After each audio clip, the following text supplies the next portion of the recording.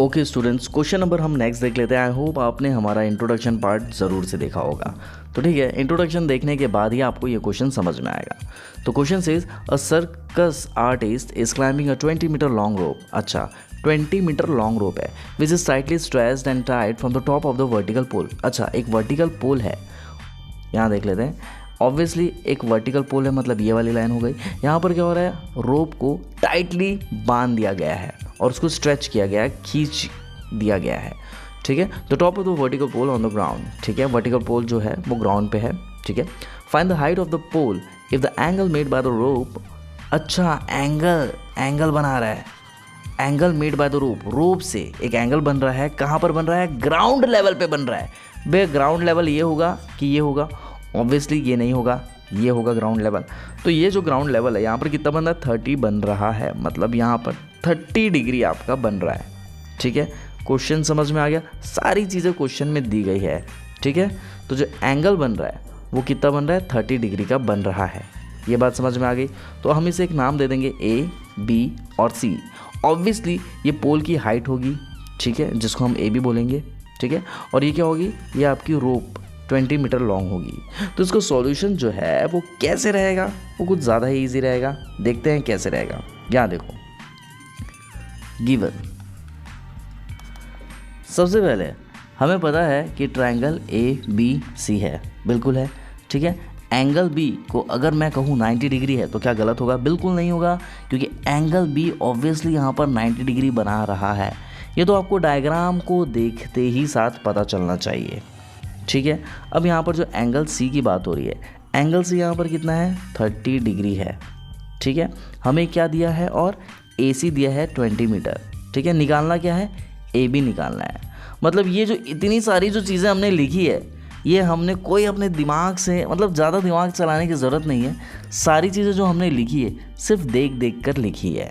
ठीक है, angle B 90 होगा, एंगल सी 30 डिग्री है, ए सी 20 मीटर दिया हुआ है, और हमें ए बी निकालना है, क्योंकि find the height of the pole निकालना है।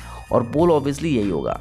अगर एंगल ये है तो ऑब्वियसली ये परपेंडिकुलर होगा, ये हाइपोटेनियस होगा, और ये आपका बेस होगा। ये बात तो हम सभी को पता है।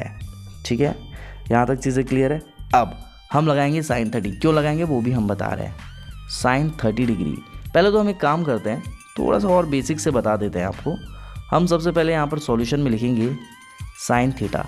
क्या होता है साइन थीटा, यहाँ देखो, पापा बीड़ी पियोगे, हाँ हाँ बेटा। ठीक है, तो ये क्या होता है साइन, ये क्या होता है कॉस, और ये क्या होता है टैन। तो साइन क्या होगा, परपेंडिकुलर बाय हाइपोटेनियस। तो लिखेंगे परपेंडिकुलर बाय हाइपोटेनियस।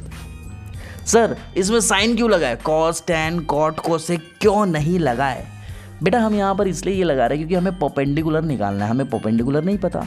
परपेंडिकुलर यहाँ पर क्या है, ए बी है, और ए बी क्या है, हाइट ऑफ द पोल है।